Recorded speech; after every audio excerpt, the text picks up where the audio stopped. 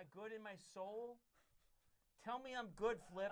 Just tell me I'm good. 5, 4, 3. We 2, assume. I don't, 1. because we're really not getting a signal for how to You know, start. that's the producer's job, is to give us a go. Welcome to Niederman Describes. This is our 6th episode. 6. Yes. Wow, 6. we can count that high. Together. That's 2 And each. this is take 2 for beginning this episode, and we're here at the Manhattan Network Studios. Manhattan Neighborhood Network. Manhattan Neighborhood Network, MNN. And this is Niederman Describes. And I'm the Niederman. I'm the Dan. I'm the circus clown. Our functions here are to, Respect the... first of all, no, for me, respect the to genre. act as the MC for the evening and to take Mike through a series of YouTube clips that he doesn't know at all what's coming, and for him to describe what he sees. And some of these have been movies that I have seen and know and have opinions about. Yeah. And some of these are movies that I haven't seen and I don't know what they are, but I'll have opinions about them. And Dan, do you want to talk about why we're doing this? We are doing this because one of my great pleasures in life is listening to Mike go off on describing things, the plots of a book or a movie, and just the enthusiasm and the just deep dive that he goes into each time is infectious to me. And I'm really good at summarizing. That's basically what it's about. he likes to summarize, but he also, the stream of consciousness that ensues. Like, I don't want to build it up too much. We're just going to let the episode sort of take its own course. Contextualize, Pontificate, he Recontextualize, pontificates. jazzercise. deconstruct, mousercise. Mousercise? Jazzercise. And Jack, why are you here? I don't know. Great. I still don't know. This is episode 6. I still don't know why I'm here. Jack's our foil. I'm a foil. I'm the idiot and idiot abroad. Great. And with that I reference. like the sound of that. Mike, I'm going to put these on you, or you can put them on yourself. I can Your do boss. this. Can I do this? And Right, this is not going to be too much of a surprise, some of these clips, because they have an annoying title on the top of them. But Yeah, I hate that about YouTube. I try to surprise Yeah. my clients, my kids with so I'll that. just hold my hand over this Well- and see if that helps. Your thumb's in the way of the screen now. Not too much of it. So Mike, tell me what you see. All right, whatever it is, there's a dead body and it's all mummified and there's worms and leeches and some dude is looking at something and we hear die, die, and he's wearing a denim jacket with a fur collar. I really want to know if I could work that look. And someone's dead. Die, Tommy, die. I don't know why they're in a graveyard. They're in a graveyard. Tommy, get out of there. And where you going? Tommy, where you going? Tommy's in a denim tuxedo. And he is getting a... Wait, what's that for, Tommy? Tommy's got a metal stake and he is killing a dead body. As you do. Tommy's really emotional right now.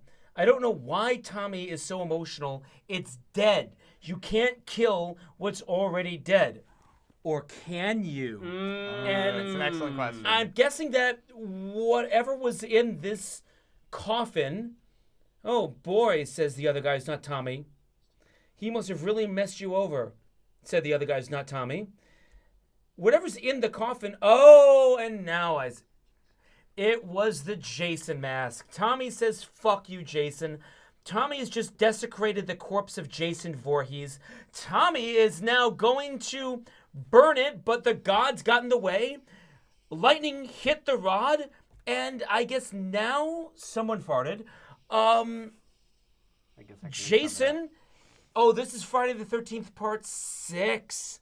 Jason's going to be reanimated. Now... I've only seen Friday the 13th #1. So that's when Jason wasn't really in it. The murderer in Friday the 13th was Jason's mom. Yeah. Who was Well, now making... you ruined it for me. You know what? I haven't even seen that one. I've never seen a Friday the 13th movie. Me neither. So, I don't know what that is. Imagine that you can see co-eds in a camp, but like from behind the vantage point of a tree. And they're all like in jean short shorts and midriff tops, and they're gonna do the sex, but it's scary because of this sound. And So I don't know if Friday the 13th predated or was... I know it was before Nightmare on Elm Street. I don't know where it lands on the whole Michael Myers scale. Yeah. I know that it was after Texas Chainsaw.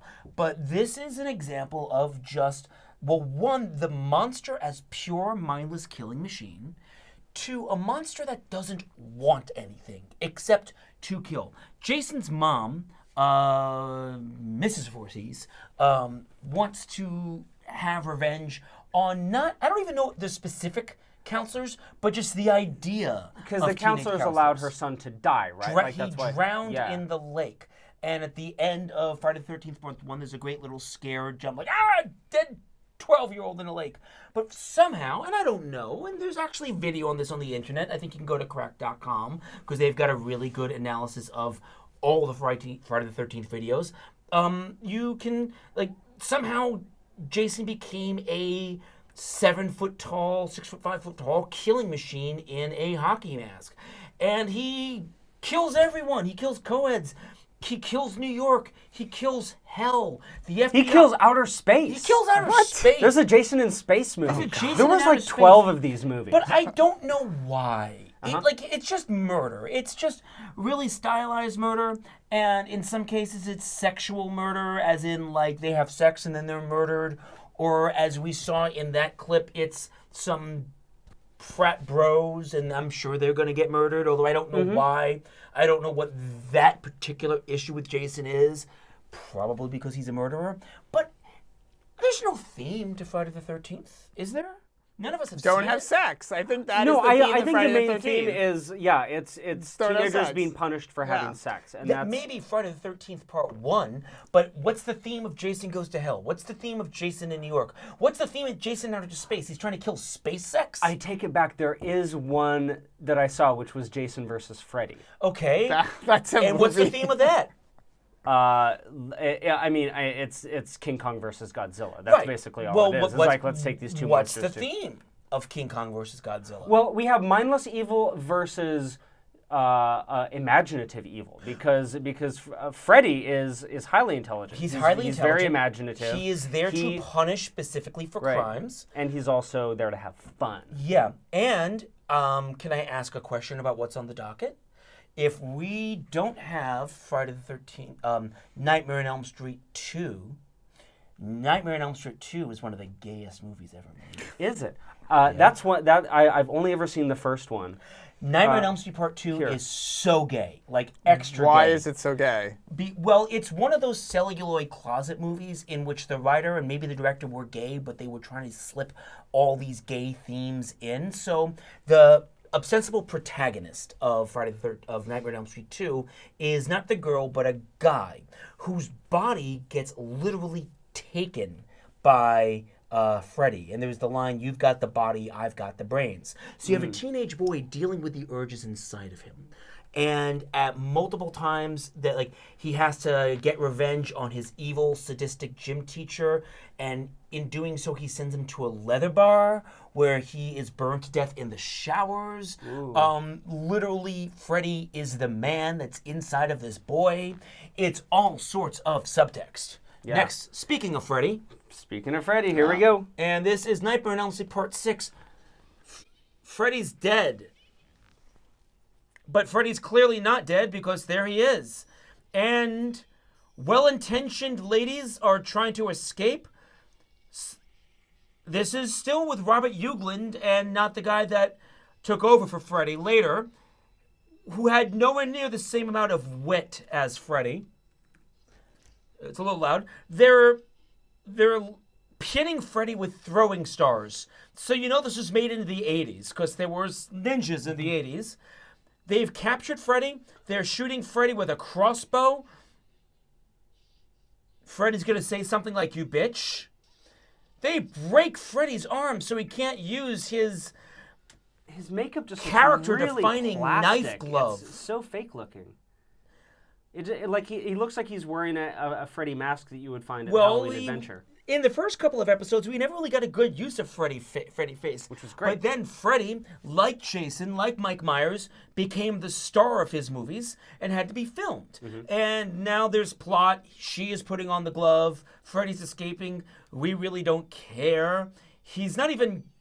Damn, these clips, he's not even giving me his witticisms.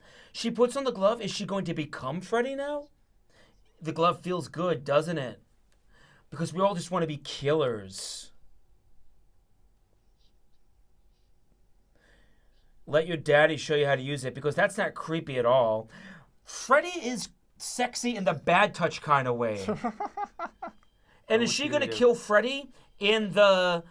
If you strike me down, I'll be more powerful than ever before in Return of the Jedi?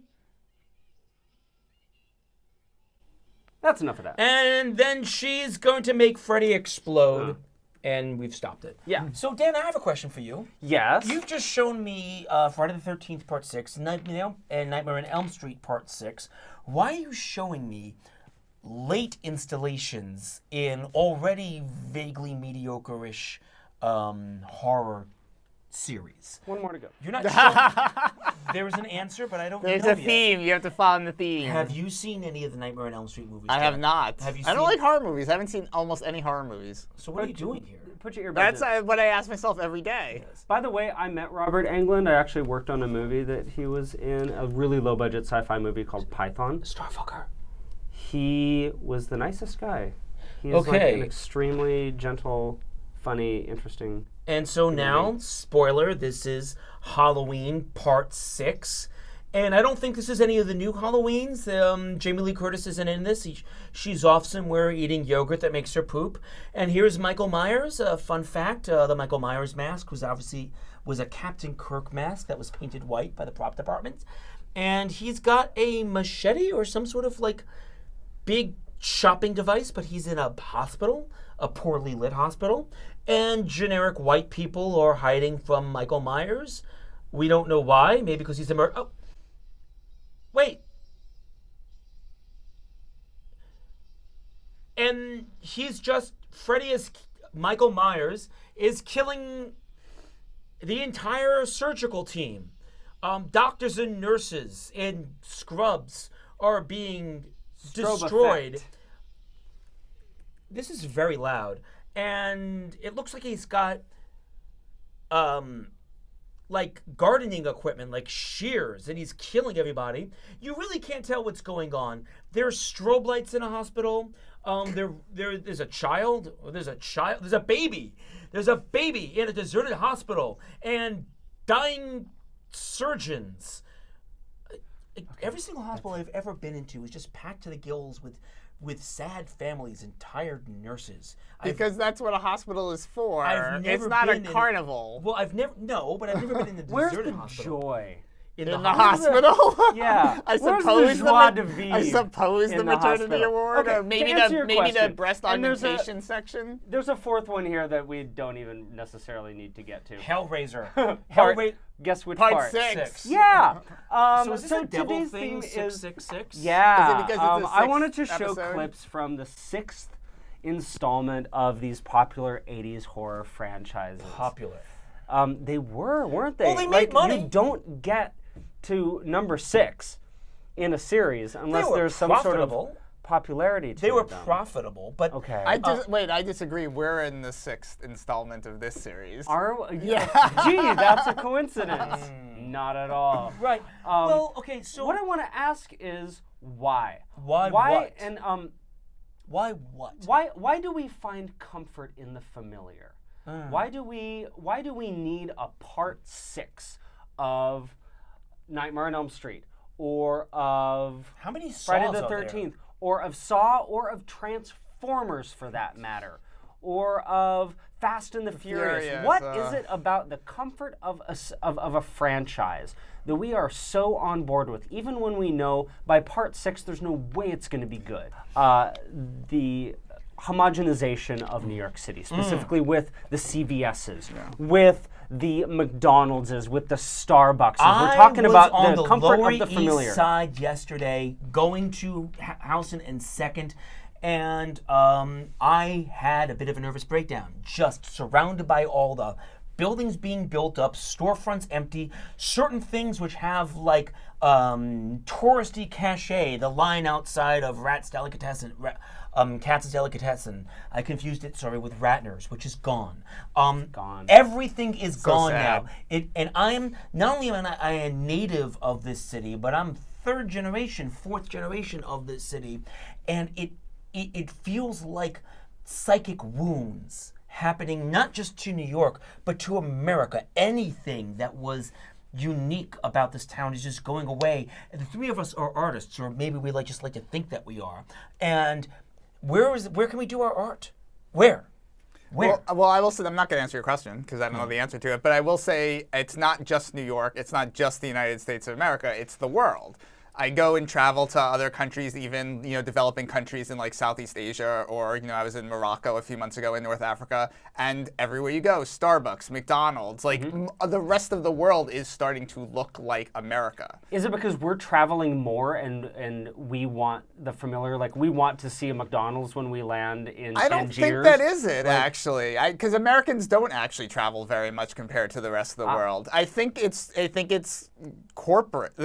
corporations. I think they're seeing markets. They realize they can make a lot of money by expanding into these areas, and just the way capitalism and globalization has progressed allows them to do that now. Also, we're living in an era of late-stage capitalism, which has destroyed retail, and not just destroyed retail. I was down on the Village yesterday, and I see like a bar on Christopher Street is closed, the one across the street from the duplex.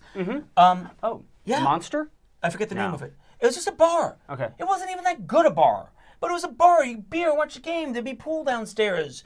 It was just a bar, but it was there forever, and it's closed now. So not only is retail dying, but people are going out less. We are bemoaning. We have a side project. It's called Whiskey Flicks, where the four of us, 1, 2, 3. Shameless plug. Plus, Probably looking at the wrong camera. Probably. Shameless plug. we go to midnight movies, and one of the places that we go to see midnight movies is closing, the Sunshine Cinema, for a work art life space thing. Which will last about 3 months before those aren't trendy anymore. Yeah, and like it's gonna be like a WeWork kind of thing. The thing that set me off the other day in Lower East Side, I was walking past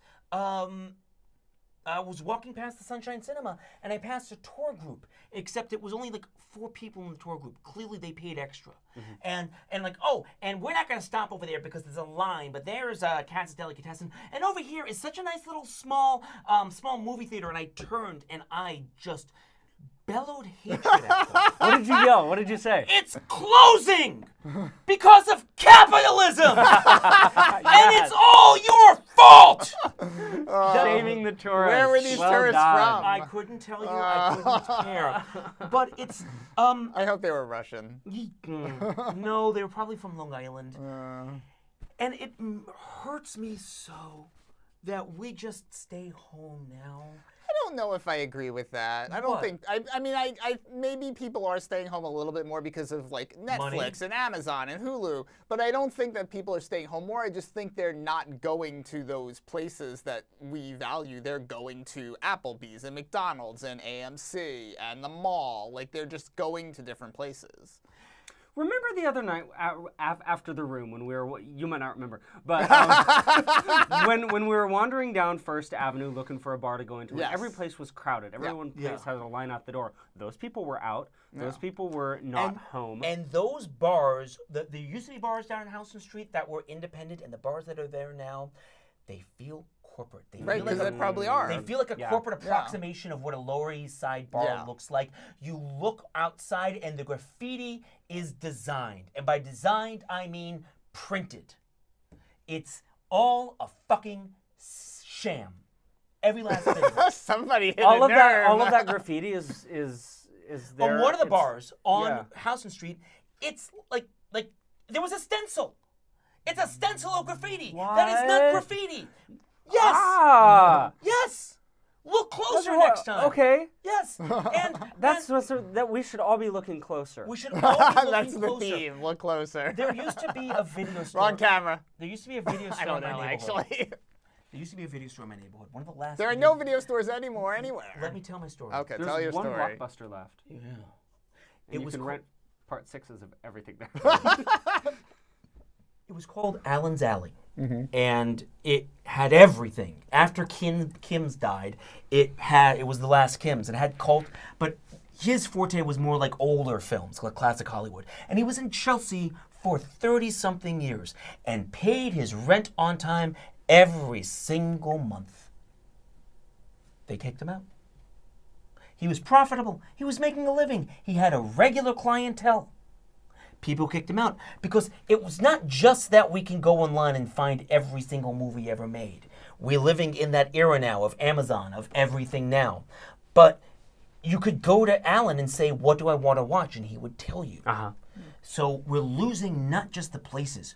We're losing the archivists. We're losing the standard bearers. We're losing the knowledge. Well, now Amazon's algorithm will tell you what you want to watch. Fuck that shit. Yeah. That's sad. It is sad. Dan, what are you doing to me?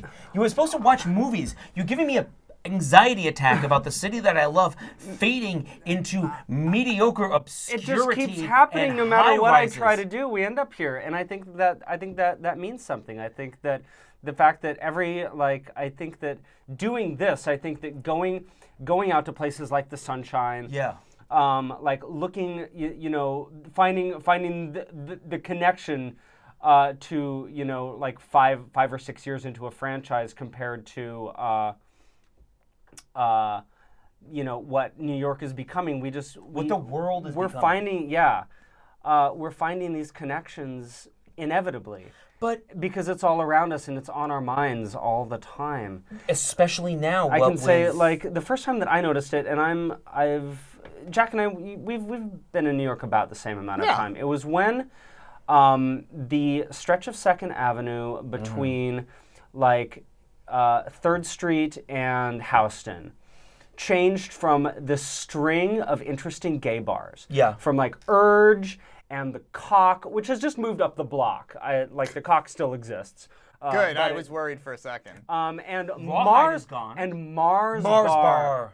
I loved Mars Bar, and now it's a Capital One. I think. Like these places got turned into banks and pet supply stores. Like that entire strip was wiped completely out before my eyes. The Kushners or people like them bought it, built it, and just kept it. Bowery Poetry Club, Yeah. gone.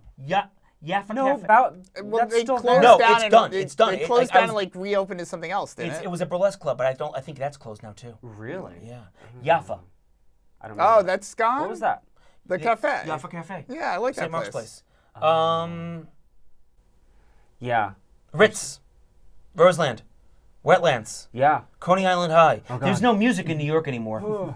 There's no music in New York anymore. I have lots of clients. One of my clients was a Russian tourist who paid me literally $300 to walk around New York City, teach her some English, and go to the Grand Central Oyster Bar. Mike is a gigolo, by the way. Yes. And she asked me, Gigolo, huh? Sucker. I don't even know what that's a reference to. "You feeling good today? Someone will. You're feeling good in every way. No style for me. No, don't you get fresh with me. No money man could win my love. It's sweetness that I'm thinking of. We do the dive every time we dance. I'll give you love, baby, not We always hang in a buffalo stance. I'll give you love, baby, not romance. So don't you get fresh with me. Bum, bum, bum, bum. That's Nena Cherry, whose brother was Eagle Eye Cherry. So anyway, she asked me, where do people go at night? Where do people go dancing? Oh, nobody goes dancing. Nobody dances anymore. I mean, people dance. But Just not. you can't dance in New York. You can't. There's It's actually actually laws against the against law. it now, It's right? against the Well, law you to gotta- dance in New York. you gotta Everybody go to should a know club. that. You gotta go to like a specific kind of club. Someday Kevin Bacon will come and set us free, though. Webster Hall is closed now, and I didn't like Webster I Hall. thought Webster Hall was just being renovated. No, yeah, it was bought and sold. Oh, I liked Webster Hall. I liked all the rooms and stuff. Yeah. I liked all the different. Yeah, but I saw Hot Hot Heat there. Remember Ooh, Hot Hot I Heat? loved Hot Hot Heat. Yeah. And there know what that time. is. I was in New York in the 90s and the 2000s. That felt like the last gasp of weird and interesting New York. Right. Especially like if you've ever seen this movie called The Cruise with Yeah. Speed Levitch, that about a double-decker He's a tour bus bus, operator. yeah. And that was like the last time that New York was weird. And it was also New York in 1998, like before 9/11. 2016, every artist that we loved died. And are they being replaced by anyone worthwhile, or is it just by a bunch of Miley Cyruses? And this is nothing against Leonard Miley Cohen Cyrus. died the day after the election. Yeah, I know really? that. Yes, the absolute day out, and we're still losing it. Tom Petty. Mike, Prince. people die. The world's dying, Jack. Are you going to be cavalier about that bullshit? We just have a couple. Okay, go watch a We clip. just have a couple minutes left, so I just want to take us out. The world is going to hell, and Dan has decided to give me Hellraiser. And there is Pinhead. And I've never seen a Hellraiser film. Neither have I. We Me should watch neither. the first one. How do you find me? Is that Janelle Mulaney? These Is are that, all is series. that Donna? The first movie was good. Like, the first Halloween movie is excellent. Yeah, The and first the Nightmare first- on Elm Street movie is excellent. I don't know about the first Friday the 13th movie, but the first Hellraiser movie is like a classic. But I don't know what Hellraiser's about. Is he's like some guy, there's a puzzle box. Yeah, there's a And- box and there are these demons that it unleashes or something, and they're all into like S&M. Wait, what I want is you? I don't know what he wants. That's I don't all we get. I don't get it. I don't get Hellraiser. I don't get what the horror is about. He kills people, but why? It seems like really complicated mythology. I think I do want to watch that. Oh, okay. It's really complicated mythology, and I think we should watch the first movie, the first Hellraiser movie together, and we should at midnight record over whiskey. a reaction video of us watching the entire thing. I'll do that. And then put it up on the website. Why would Done. we do that? Why don't do know. we do any of this? Because it amuses Because us. we are killing machines. and I think on that, how are we doing with time? We've got 5 minutes. I or think we're good. Let's just call this episode done. okay. And I It's think on done. that note, See you next time on Niederman Describes. I'm Michael Niederman, I'm Dan McCoy. I'm Jack Carp. and we are And I don't know what crying camera for to the look at. soul of New York City. But Cats is still on Broadway. No, it's closing, Oh, actually. God. We can't even keep Cats up. We can't even keep Cats alive. I can't keep cats alive either. I've lost I several. saw Miss Saigon a couple weeks ago. Whew, that show is terrible. Is it? Oh, it's bad. Why? Why is Have you it ever bad? seen it? No, I it's- haven't. The music sucks. It's poorly written. The spectacle's good. Like, the helicopter scene is actually impressive. And it's well staged, but it's racist and it's boring. How is and- it racist?